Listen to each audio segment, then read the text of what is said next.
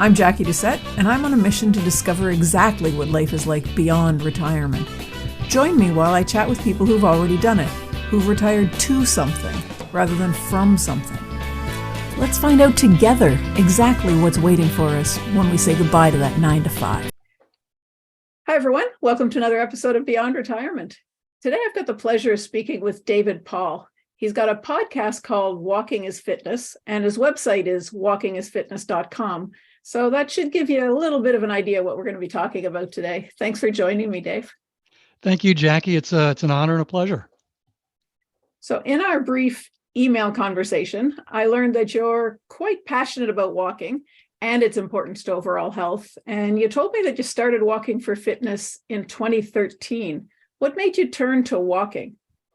So when I was 48, which was 2008, I was starting to experience some weight gain, and I wasn't feeling as good as I had been, and thought, I think I need to be a little more intentional about health and fitness and exercise.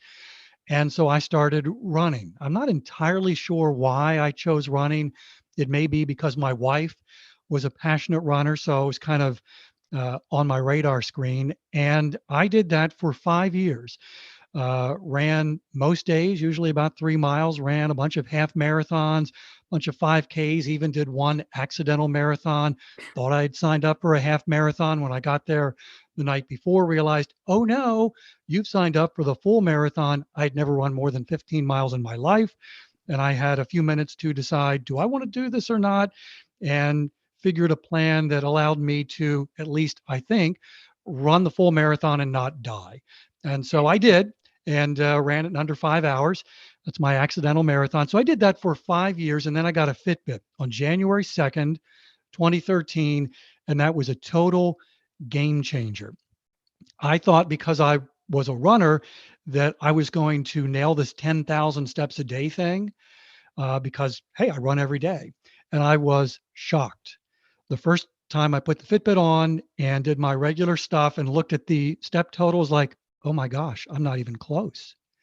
And so I started walking to make up the difference. And about 5 months into this kind of run walk thing, I was getting ready to do my 3 mile run. And usually the way I did it was I would run 3 miles and then walk for a mile just to get some extra steps. And I realized that I enjoyed the walking more than I enjoyed the running. And in fact, at that point, I was running simply so I could do the walk. And I thought, well, that's kind of dumb. And so in that moment, I transitioned from running as my primary fitness activity to walking. And I haven't looked back since. And I average about 21,000 steps a day. Some days I'm far above that. Some days I'm below that, but that tends to be where I average. I don't even think about the number anymore. There was a time when that step count drove me, it motivated me, it was fueling the inner competitive part of me. But now that step total is really a reflection of just how much I enjoy walking for fitness and really walking for pleasure. So you say you average about 21,000 a day. I assume that you kind of worked up to that since you had been running and you weren't getting to the 10,000. It must have taken a little bit of time to get up to 21. It did. So I think if I remember correctly, the first time I put the Fitbit on that first day of running, and I'm thinking I'm going to nail this 10,000 steps, I think it was around 7,000. It's like, oh. And just because I had a fitness capacity from the running, it didn't really take long to reach 10,000. It was just like, okay, I need to either run longer or walk more, which is why I did that 3 mile run and then the 1 mile walk. And probably for the first year, I was between 10 and 15,000. And then again, that competitive spirit. Plus, I was in a group because I got my Fitbit from work, and they set up a work competition. So I was competing with other members who mostly were younger than me, which just kind of fueled it even more. So that kind of drove that step total up. And I was around 15 for a while, and then really pushed the accelerator down and tried to get around 20. And I set a competition, internal competition with myself to do an entire month of 25,000 steps a day, and that kicked my butt. And so it probably took 2, 3 years before I was really doing 20,000 on a daily basis, or at least averaging that. So I know you don't kind of do it all at once. This is kind of over the course of a day and all the things that you do. For 21,000 kilometers, or even to get in the 10,000, you've got to be really what's the word I want to use? Definite about intentional. Yeah, you've got to be trying to do it, because you're not just going to get that far by going to the mailbox every day. No. In fact, so the research that I'm familiar with is the average, and it depends, who's doing the research and what survey you're looking at. The average is around 4,000 steps. Those are what experts would call incidental steps: going to the mailbox, walking from one room to the next, just the functional day-to-day activity. So 4,000 steps, most of us get without really trying. So when you start talking about 10,000 steps, which tends to be the universal, hey, that's the goal we should all be aiming for, that is an additional 6,000 steps. And if you're walking at an average speed, that's about another hour's worth of walking to go from what we typically get on an average day to that 10,000. So you're absolutely right, Jackie, that you don't just do that by, hey, I'm going to walk to the mailbox twice, or what everybody's favorite thing is, I'm going to park in the back of the parking lot, and that'll get me to 10,000 steps. By the way, I did that once. I was curious, so I parked in the back of the Walmart parking lot, and I thought, just how many steps do I get?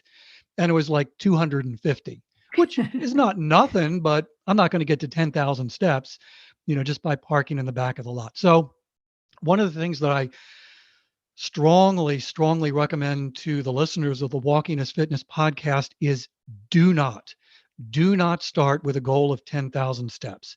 It's a good goal, but it's a stupid starting goal, because to go from 4,000 to 10,000, that means you're walking an hour more a day. First off, you might not even have the fitness capacity to do that. But even if you do, finding the time in a busy schedule to do that is really discouraging. And so I recommend just gradually increasing, start small, think long, and gradually work up to that. Now, to bring it back to me, I actually don't intentionally aim for 20,000 steps now. It's just part of who I am and what I do and how I live my life. Now, I go out every morning to record the podcast, and so there are steps associated with that, because I don't start recording the moment I walk out the door. And little secret, typically most podcasts are not done in 10 minutes. Usually I go sometimes 10, 11, 12, 15. I've gone as much as 17 minutes. And then I come back and I edit it down to 10. And then sometimes, like this morning, I'll finish recording and it's like, you know what? It's a nice morning. And I just kept on walking. And I think I made it back to the house with close to 10,000 steps. And that was just kind of what I do. That wasn't me saying, okay, I'm going to go out and get my exercise now. My wife and I typically will walk once, maybe a couple of times in the afternoon and evening. Some of those walks are a little bit longer. And then there are times, because I work from home, I'm on the long, slow glide towards retirement. And working from home allows me the freedom and flexibility to kind of get a taste of what that is going to be like. But because I do have that flexibility, there are days, like yesterday was a long work day, I'll just take a break in the middle of the day and go out for a walk. And so that all kind of adds up to, on average, 20,000 steps. I will say I don't reach close to the end of the day, look at my Fitbit and go, not quite at 20,000. I'm going to go get the extra steps. I used to do that. I don't do that anymore. So one of the things that you mentioned there is the time involved, and it's easier when you're working at home to just take a break and get up and maybe even just go and walk around the block. But I imagine a lot of people listening are going, I don't have an extra hour or 2 hours at the start and the end of my day to fit that in. So how do you recommend people fit it in? Just the little 10-minute walks? I love this question because, again, circling back to if you're just getting started, the hardest part of fitness for most people isn't the physical part. Now, I'm not setting that aside because for some people, because of certain health situations, even walking to the mailbox and back is hard and painful. And so I'm not discounting that. But for most people, the real challenge of fitness is the mental. It's not the 10-minute walk. It's the 10-minute walk every day. It's making that commitment. What I call is a fitness promise. You make a promise to yourself to walk every day. And I think 10 minutes is a great way to start. For some, it might just be 5 minutes. For some, it might just be 1 minute.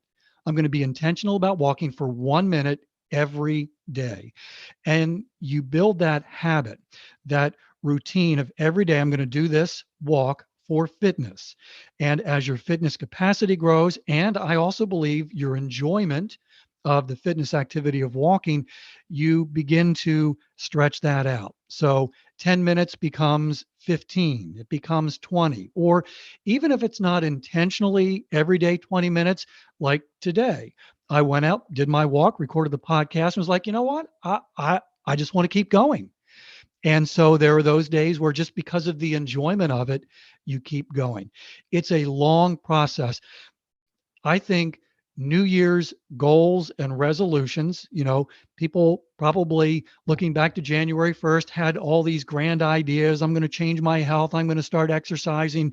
And they dove in the deep end of the pool because they were just so full of excitement and enthusiasm. That motivation, that emotion wears off after a couple of weeks. And now they're just kind of grinding it out. But oh gosh, the goal is to walk 10,000 steps. Where am I going to find the hour every day to do this? I don't even like doing it anymore. So it's much better to start small. And I think 10 minutes is a perfect starting point for most people, which is why the podcast is only 10 minutes. One of the comments that I hear frequently is, I wish the podcast were longer. And I understand that. And that's from folks who are walking 20 minutes, 30 minutes. And I love that they want to listen to me for that long. But I'm really thinking about those who are just getting started. And for them, that 10-minute commitment, that 10-minute promise every day is hard. And I want them and me to be stopping at the same time.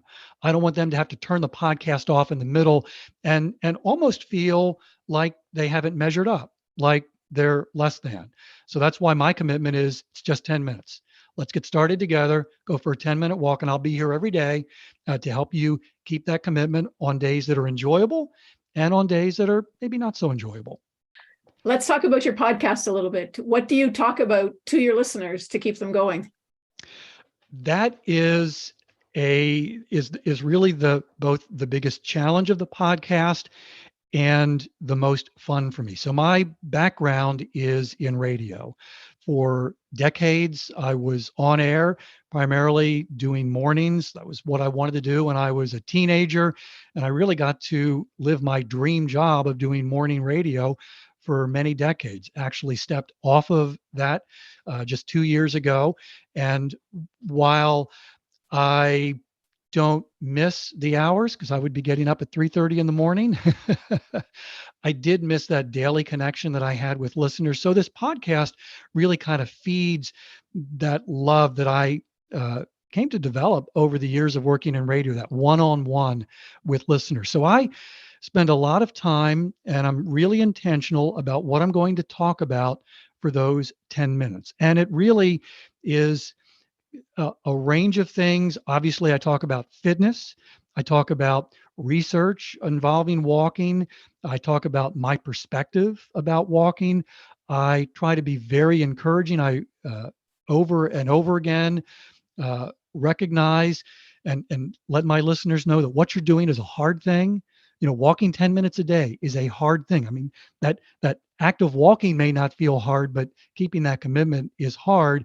And so I want them to feel encouraged and motivated. One of the things that I encourage the listeners to do is not only to make a fitness promise, but to build a fitness chain. So every day that they keep that promise, it adds a link to the chain. And as that chain grows, it becomes even more motivation on those days when they don't feel like going out because they've got this chain that's got however many links and they don't want to bust it.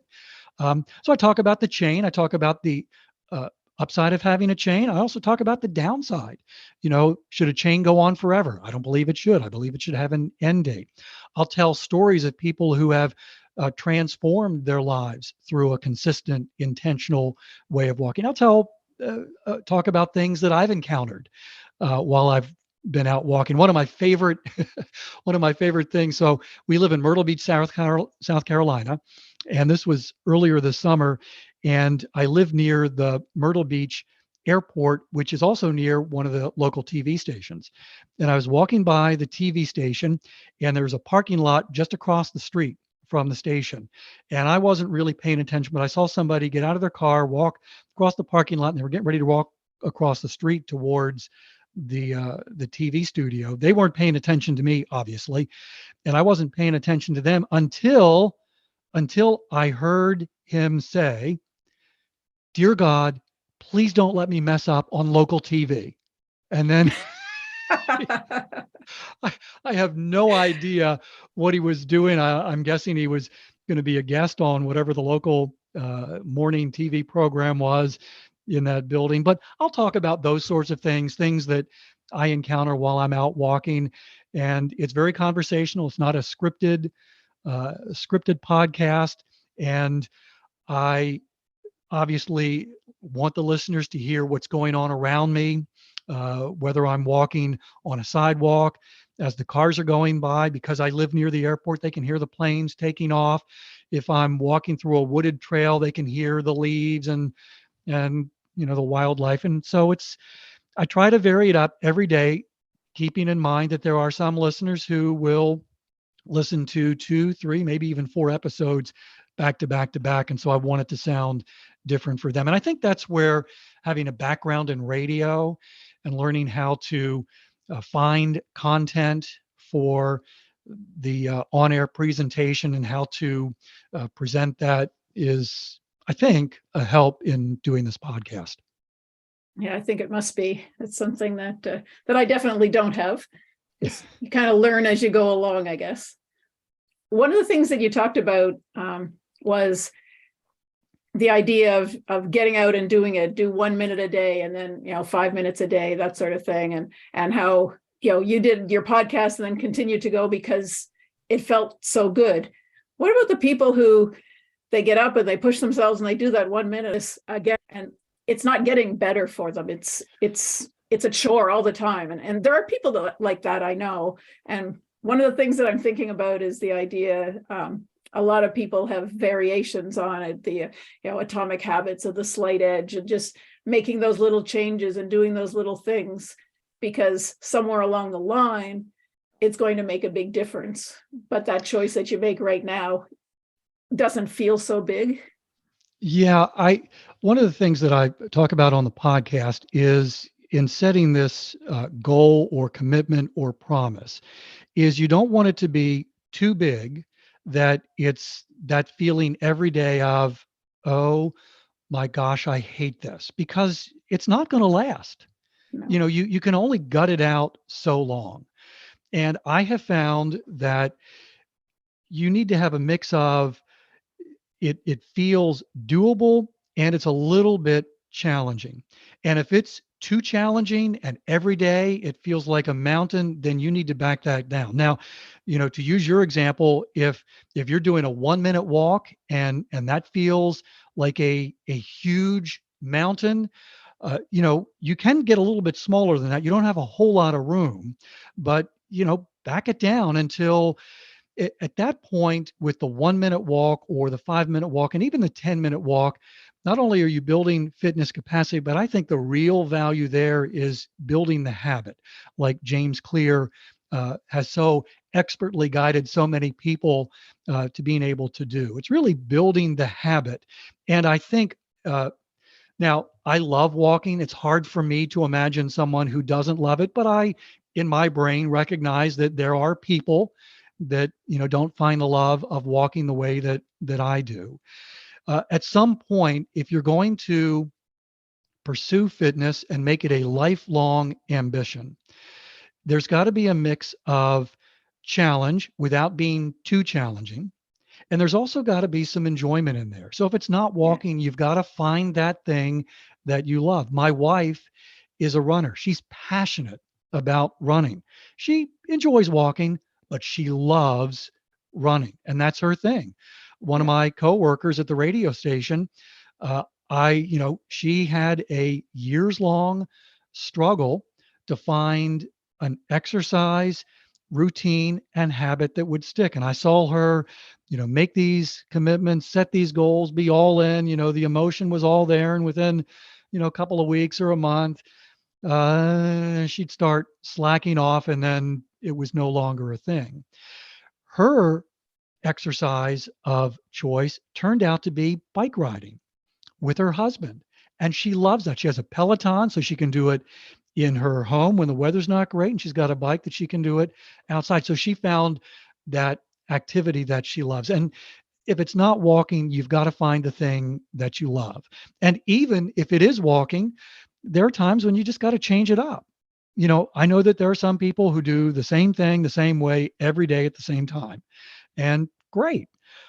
I have a I can lean that way, but for me, I tend to change it up most days. Like this morning, I didn't plan when I left the house to keep on walking, but I did, and I just kind of made it up as I went along and finally came back to the house. So, to go back to your question, if someone is feeling like it's a grind and they hate it every day, maybe the goal is too big. And you back it up, you keep making it smaller. So it's a challenge a couple of days, but doable the rest of the week. If you back that thing down to where it's like 30 seconds or a minute and it still feels like I hate this, maybe walking isn't the thing. Candidly, because I'm not a licensed personal trainer, I'm not sure where you go from there. I'm not sure if walking a minute is really hard, that my suggestion would be, well, start running. I guess it could try doing something else that might lead into running. I mean, just, step out of your house with your headphones on and listen to a book that you enjoy or a podcast you enjoy. And then the next day, go to the end of the driveway, still listening to it. Maybe you'll catch on, and at some point you'll be so engrossed in the story that you won't realize you're walking. Jackie, Who knows? that is a great point. And one of the other reasons why I keep the podcast to 10 minutes is because I love podcasts. And I'm assuming that those who are listening, if they don't love podcasts, they're at least familiar with podcasts. And I don't want to dominate their entire walk. I want them to be able to listen to the podcast that they love. If they walk for 30 minutes, that still gives them another 20 minutes to pick something else, pick an audiobook or to listen to music. There are so many different ways. And this kind of taps into my passion for walking. There are so many different ways to structure the walk, to tailor the walk, to customize it to what you love and what works for you, both what you're listening to, where you're walking, the time of day you're walking, whether you walk alone or with somebody else, whether you walk your dog. I mean, Yeah. it's like a snowflake. I mean, snowflakes. Every walk, every person's approach to walking is going to be a little bit different. It's so true. I think we've covered just about all the things that I wanted to ask you, and through your stories, you've picked up all of the different little questions. So tell me about the most memorable walk that you've had. So I would have to say right up front that walking my two daughters down the aisle would be number one, tied for number one. But there was a walk with one of my daughters. We lived in Maryland. I lived in Maryland for most of my life before moving to South Carolina, and I lived about an hour from DC. And so it was not uncommon for me to get in the car, go to DC and poke around, walk, go into the Smithsonian. I love Washington, DC. But to my shame, even though I had lived within a short drive from the nation's capital, I had never been to DC to see the cherry blossoms, which is a really big deal in the spring. And so one year, it was a Sunday morning and I was on my computer. It was early and I saw that the cherry blossoms were in peak bloom and the weather was decent. And I thought, you know what? I'm going to see if there's anybody else who wants to drive down to DC with me, and we'll go see the cherry blossoms. And I walked into everybody's bedroom because everybody's still asleep. And I said, hey, you want to go? You want to go? And everyone's like, no, no, no, except for my daughter, my youngest daughter, who was, I think, 11 at the time. And she was all about that time with dad. So we got in the car, drove down to DC. And because I hate paying to park and I have no problem with parking a little further away, I didn't drive to where the cherry blossoms were. I parked about 3 miles from the tidal basin, and my daughter Emma was fine with walking towards the Jefferson Memorial and to see the cherry blossoms. So as we were walking, we were coming up to the White House and Pennsylvania Avenue, and I noticed a crowd was forming at Pennsylvania Avenue. And I thought, well, that's kind of odd. Usually I don't see that. I've been to DC enough. And as we got closer, I noticed the reason the crowd was forming is because the Secret Service were holding everybody back. And I thought, well, there really aren't too many reasons why the Secret Service are going to do that.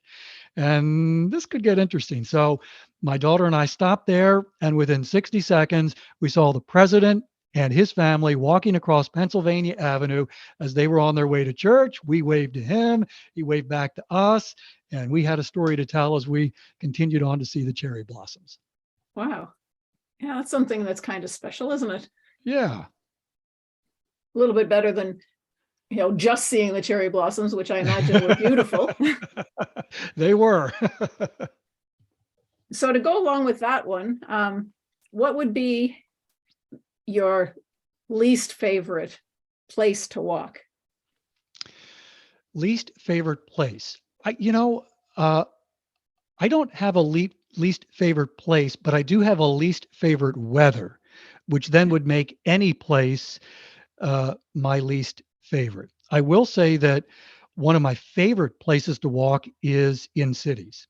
I love what I call urban exploring. So that whole DC thing, Yeah. I've done that in a bunch of cities here in the United States, been able to travel to Italy and to Brazil and Nicaragua, and have explored some of the great cities like Sao Paulo and Rome, Florence on Wow. foot. And I just love that. Love it. Yeah. But when you throw in weather conditions, which the temperature is just between freezing and 40 degrees, so it's cold, but not cold enough for snow. It's Yep. raining and the wind is blowing. That's the kind of weather condition that causes me to go, I don't know that I want to do this. And more often than not, I find myself pacing back and forth inside. So that kind of weather makes just about any place my least favorite.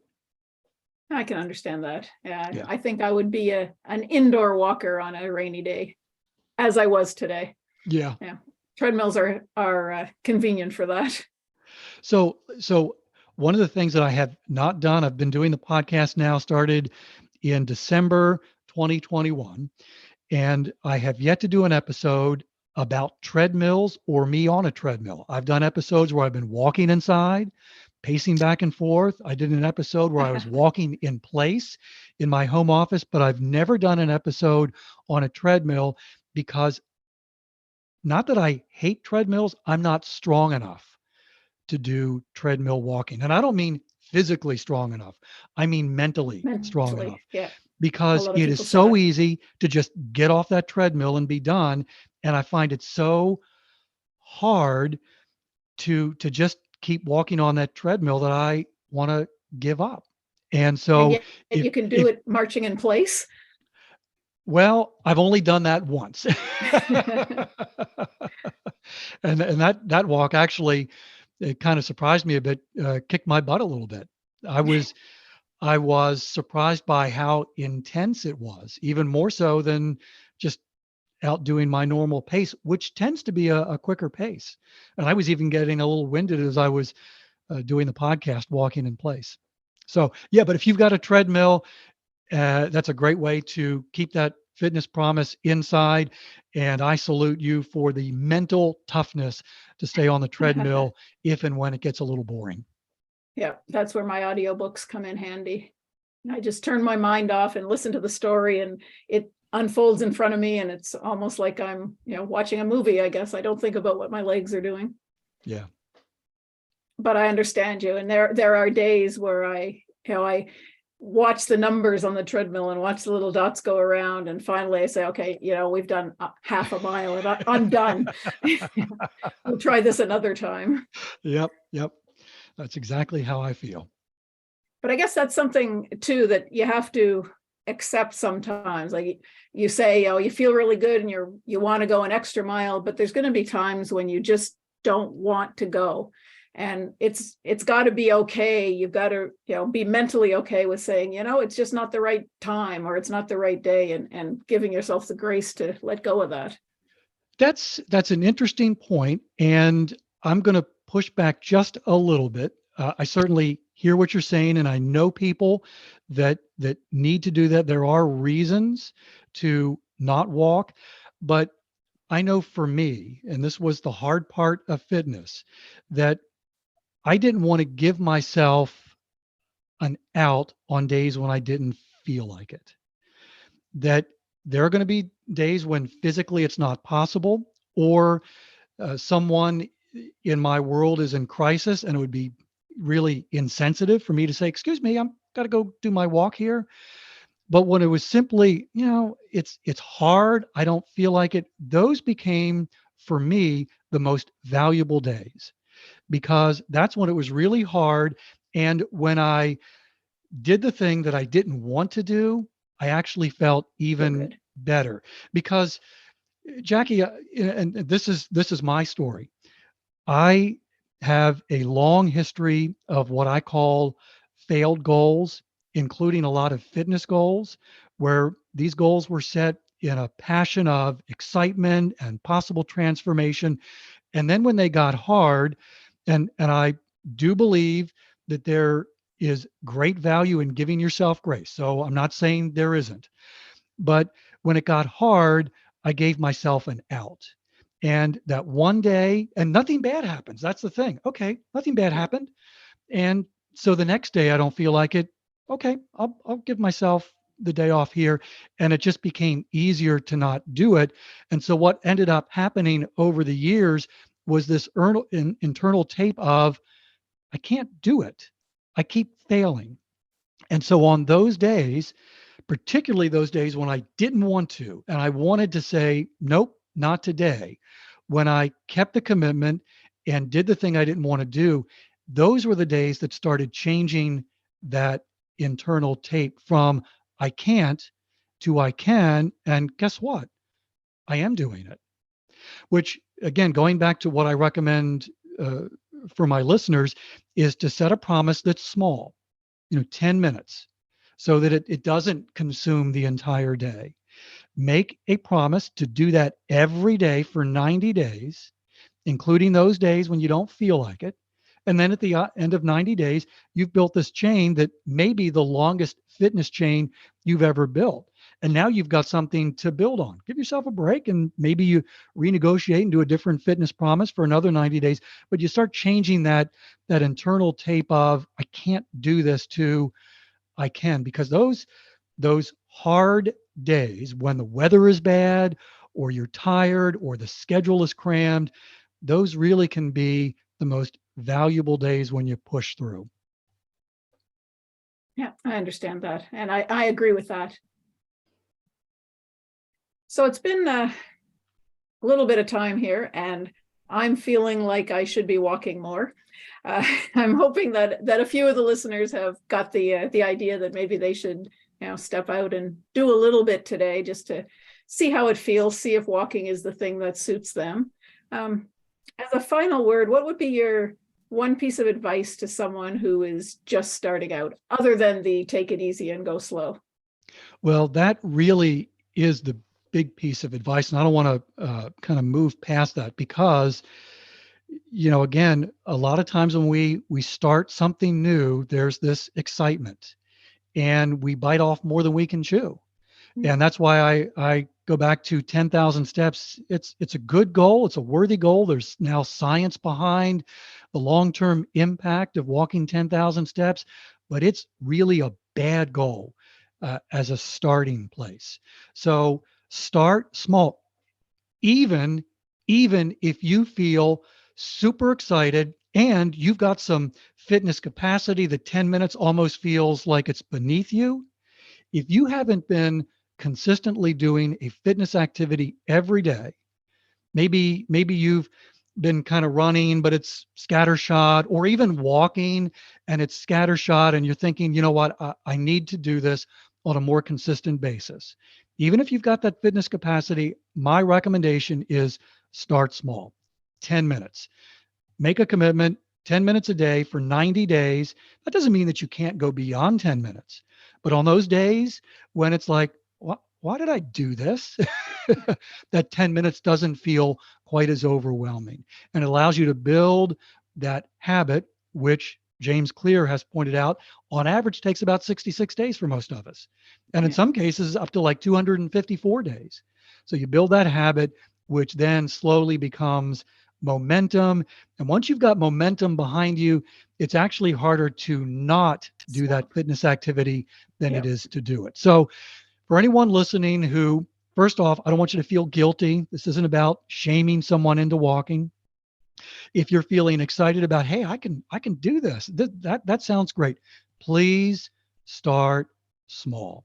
10 minutes a day. That's really the biggest recommendation I have. I mean, once you've been going for a while, then you can talk about changing it up, and we can talk about intensity and how fast you go and that sort of thing. But right now, to get started, it's just making a commitment, making a fitness promise, 10 minutes, and then doing that thing every single day, as long as you're healthy enough to do it. And in the way I like to think of it, someone in your world isn't in crisis and they need you to be present and not out walking. Nice. Perfect. So that's one of the things that we didn't talk about. We kind of hinted at is the idea that your overall health is a good indicator of the longevity of your life. And as we head into retirement, this is something that really needs to be pointed out to some people and just kind of put in to jog the memory of other people, is that you have to keep working on that health and that aspect of things if you want your life to be long and healthy and happy. And I think I think that the walking idea is a great way to do that. I totally agree. I like to look at it in terms of health freedom. I mean, there's all kinds of research, and I could bore you with, you know, uh, walking lowers the risk of getting this disease, that disease, and all these bad things. But it's not just that I don't want to feel bad from all that. I want the freedom to not have to be dealing with those issues as I get older. Now, at some point, Yeah. there this doesn't go on forever, but I do want to age well and have as much health freedom and as long a time of health freedom as possible. And I mentioned a little while ago, I'm not retired yet. I'm kind of in the slow glide towards retirement. It's within a few years. But I see so many of my peers who are in my age range who are not engaged in fitness and maybe are even thinking, when I'm retired, I'll have more time and that's when I'll get started. And, that's better than nothing. But the older you get, the harder it is to get started Start. because that fitness capacity just gets smaller and smaller and smaller. I have a Yeah. really good friend who retired last year. Fitness was not on his radar screen, and we would vacation together, and anytime we would talk about a group of us going for a walk on the beach, my friend would say, as long as it's not a forced march, really indicating he doesn't want me leading the walk at the pace at which I walk. So, Yeah. but I saw him the other day, and he's now pursuing fitness. He's walking, I think, about a mile and a half every day. And I saw him right after he had completed a walk. And a mile and a half is a good distance. So I'm not minimizing that. But it didn't really kick his butt, but it came close. And so it was just kind of a reminder that the sooner we get started, whether we're retired or not. The sooner we get started with that fitness promise and starting small and allow that fitness capacity to grow, the better off we are as we approach retirement. And then, of course, once we get into retirement with all these dreams and aspirations of how we want to use our time, I don't want poor health or health limitations to keep me from doing the things that I want to do when I'm retired. Exactly. Well, I think that's a really good place to stop on that note, because I think that'll leave people something to think about. Dave, thanks very much for being with me today. I've really enjoyed it, and I think you've given us all something to think about. Jackie, thank you. It's been an honor and a pleasure. I appreciate it. And that's it for this episode of Beyond Retirement. Thank you so much for hanging out with me. I hope you enjoyed it. Are you ready to start rocking your retirement? Head on over to www.beyondretirement.ca/rocking it and sign up to plan out your own roadmap for retirement. Don't wait till it's too late.